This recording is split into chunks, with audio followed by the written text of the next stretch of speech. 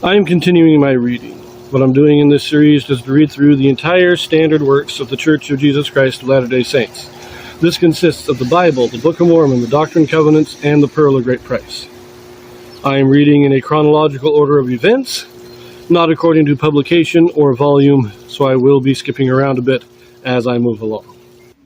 Isaiah chapter 11, and this is again a continuation of the prophecy that we began way back in chapter 8. I also want to mention that this video does have a Joseph Smith translation in it. What the Joseph Smith translation is, this is an inspired translation or correction of the Bible done by Joseph Smith to restore those passages that had been lost over the years. So here we go.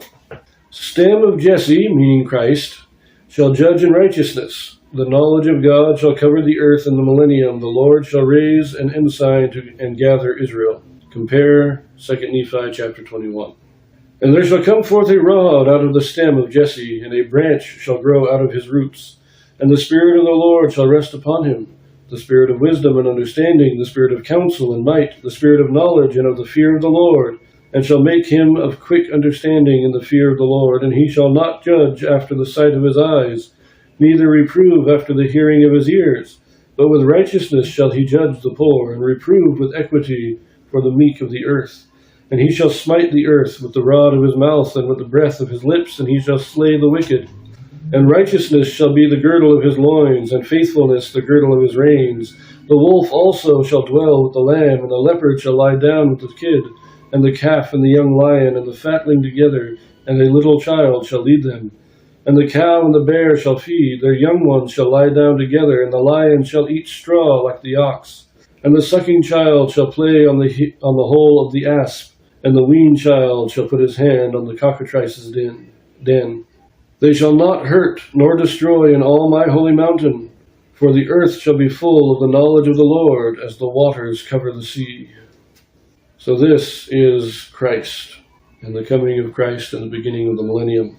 The rod out of the stem of Jesse, Jesse being David's father, and so the stem of Jesse. So this is explained partly in Doctrine and Covenants, section 113. The stem of Jesse is Christ. The rod of Jesse is a servant in the hand of Christ. This is talking about Joseph Smith. He is called to restore the gospel. This is what this is talking about. A branch shall grow out of his roots. This is the church that is being restored in the last days. And then comes the millennium, when there is peace. There's not even any animosity in the animal kingdom.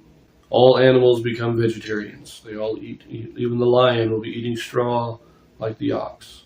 And everybody will know God. So, anyways, one last note here when it says, he shall not judge after the sight of his eyes or the hearing of his ears. This is, he doesn't look at the person. He doesn't judge by appearances or by rumor. He makes righteous judgment. He investigates, he knows the case, and he makes a righteous judgment. Verse 10. And in that day there shall be a root of Jesse, which shall stand for an ensign of the people. To it shall the Gentiles seek, and his rest shall be glorious. And it shall come to pass in that day that the Lord shall set his hand again the second time to recover the remnant of his people, which shall be left from Assyria, and from Egypt, and from Pathros, and from Cush, and from Elam, and from Shinar, and from Hamath, and from the isles of the sea. And he shall set up an ensign for the nations, and shall assemble the outcasts of Israel, and gather together the dispersed of Judah from the four corners of the earth. The envy also of Ephraim shall depart, and the adversaries of Judah shall be cut off. Ephraim shall not envy Judah, and Judah shall not vex Ephraim. But they shall fly upon the shoulders of the Philistines toward the west. They shall spoil them of the east together. They shall lay their hand upon Edom and Moab, and the children of Ammon shall obey them.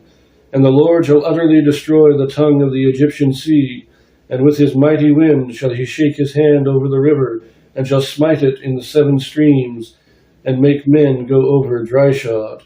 And there shall be an highway for the remnant of his people, which shall be left from Assyria, like as it was to Israel in the day that he came out of the land of Egypt. So this is a nice, the ensign to the nations is the church. It is the missionary work that is going on, the proclaiming of the gospel. And the root of Jesse So this is in that day, meaning the last days, and the root of Jesse is, again, I'm not sure if it's Joseph Smith or a later prophet. Joseph Smith starts the restoration as the rod of Jesse, and then the root of Jesse is possibly, might still be a reference to Joseph Smith, but it could possibly be a later prophet who actually will establish Zion, ushering in the time of the second coming. I don't know.